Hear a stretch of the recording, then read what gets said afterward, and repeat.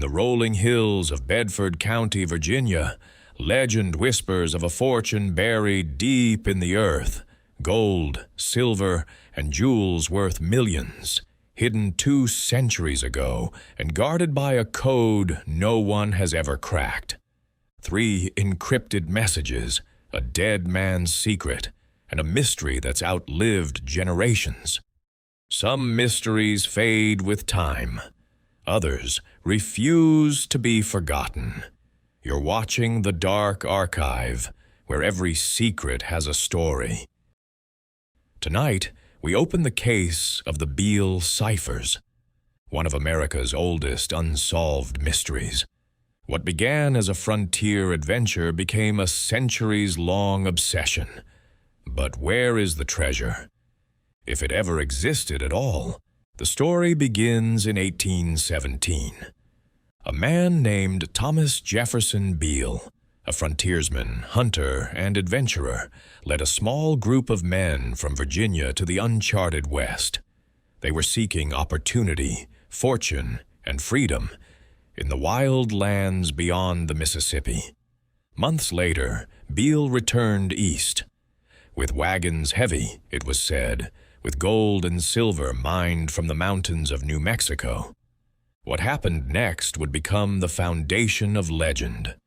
According to a document published decades later, Beale buried the treasure near Buford's Tavern, Virginia. To protect it, he left behind 3 encrypted pages. One supposedly described the treasure's contents, one its location, and the third listed the names of its rightful heirs. Beale gave a locked box containing these papers to a local innkeeper, promising to return for it. He never did. Years passed, and curiosity turned to suspicion. When the box was finally opened, the papers revealed the impossible. 3 pages of numbers, sequences with no clear meaning. The question was simple, yet haunting. What did Beale bury? And where? In 1885, almost 70 years later, a small pamphlet titled The Beale Papers appeared in Lynchburg, Virginia. It told the story of Beale, the innkeeper named Robert Morris, and the mysterious ciphers. It even included reproductions of the coded texts. One of them, the second cipher, had been solved using the Declaration of Independence as a key. When decoded, it described the treasure in astonishing detail. I have deposited in the county of Bedford, about 4 miles from Buford's, in an excavation or vault 6 feet below the surface, the following articles.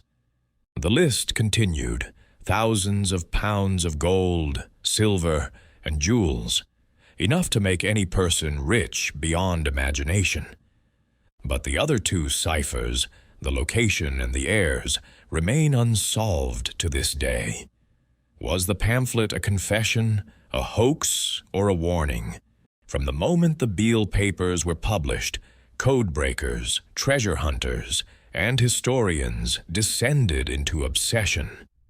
Throughout the 20th century, cryptanalysts tried everything: frequency analysis, substitution ciphers, statistical decoding, even computer algorithms.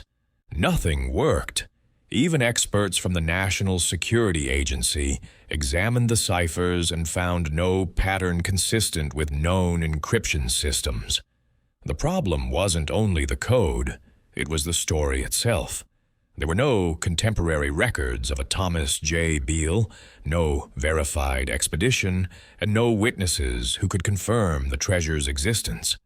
Yet, every few years, someone would claim they were close to finding it. Holes were dug across Bedford County. Some were shallow pits, others vast excavations through private farmland. Each hole, in its way, became a monument to human curiosity and the hunger for discovery. But what if the mystery wasn't meant to be solved at all? In the 1970s, scholars began to ask a difficult question. What if Thomas Jefferson Beale never existed? Linguistic analysis suggested that the Beale Papers might not have been written in the 1820s at all, but decades later. The style, spelling, and phrasing matched 19th century American fiction, not early 19th century correspondence. Some suspected the author was the pamphlet's anonymous publisher, a man named James B. Ward, who may have created the story as a literary hoax to sell copies.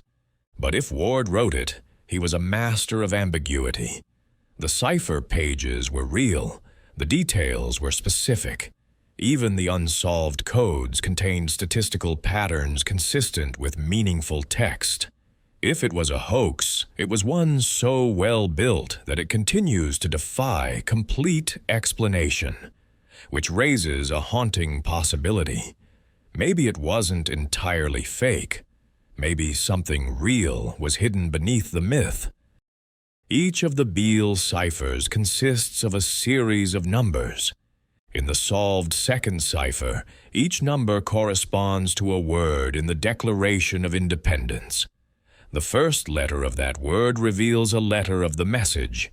It's a simple but elegant cipher, if you have the right key. But for the other two ciphers, no document has ever fit perfectly.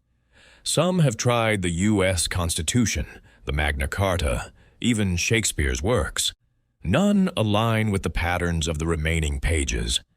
Modern cryptographers note strange irregularities, numbers that repeat where they shouldn't, missing sequences, inconsistencies suggesting either errors in transcription or deliberate red herrings. Could Beale have used a personal version of the Declaration, one now lost to history? Or did the cipher hide something other than treasure, perhaps a code within a code? Every pattern seems to lead to another wall, yet behind that wall, the faint echo of purpose remains. For the people of Bedford County, the Beale treasure became both a curse and a calling. Local legends tell of men digging through cold winter nights, guided only by lamplight and superstition.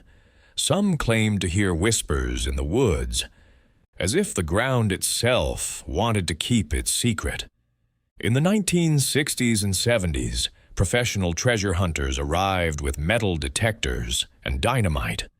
Law enforcement eventually had to restrict excavation on private land. Still, the digging continued. One man even claimed to have found a pit filled with strange stones arranged in a pattern. But before he could investigate further, a storm flooded the site. He left, swearing never to return. Even today, searchers walk those hills with modern equipment and ancient hope. What drives them isn't just greed. It's faith. Faith that something extraordinary once happened there, and that someone, someday, will uncover it. At its heart, the Beale mystery isn't just about buried gold. It's about the human need to believe that meaning lies hidden beneath chaos. Every cipher is a reflection of our desire to decode the world, to impose structure on mystery. The Beale ciphers endure because they sit perfectly at the intersection of logic and myth, a puzzle that seems solvable, yet never yields. Psychologists call this the illusion of solvability. The idea that the solution is always just beyond reach, luring us forward one clue at a time. That illusion keeps the story alive, generation after generation. But what if the true treasure isn't material at all? What if Beale's gold was never meant to be found, because the real fortune lies in the pursuit itself? In recent years, digital cryptographers and AI researchers have revisited the Beale ciphers using powerful algorithms and linguistic models. Patterns once invisible to the human eye began to emerge. Some found evidence suggesting that the unsolved pages might not be pure nonsense, that they could contain hidden redundancies, even faint linguistic signatures of 19th century English. Others believe the numbers are too random, too inconsistent, perhaps generated deliberately to simulate authenticity. A few have even proposed that the Beale story was an early form of steganography, information hidden not in the text, but in the way the story was told. Every new theory promises revelation. Every revelation returns to the same enigma. If the treasure was ever real, someone, somewhere, may have already found it, and simply stayed silent. When we strip away the legend, what remains is a mirror. The Beale Ciphers reflect our endless search for truth in the face of uncertainty. The story has no ending, only new beginnings, with each person who takes up the puzzle. For over 200 years, men and women have poured their lives into these pages of numbers. They've lost money, time, and sometimes their sanity. Yet they continue, because mystery, once revealed, loses its power.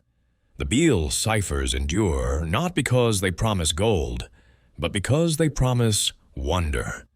A sense that somewhere, beneath ordinary soil, history still hides something waiting to be discovered. Perhaps that's why no one has ever truly wanted the puzzle to end. The Beale treasure may never be found. Or perhaps it was never buried. But in the quiet hills of Bedford County, the myth persists, as timeless as the riddle itself. Every number on those pages still calls to dreamers, whispering that something extraordinary lies just beyond understanding. And maybe that's the real secret of the Beale Ciphers. Thanks for watching The Dark Archive. Subscribe to uncover more mysteries.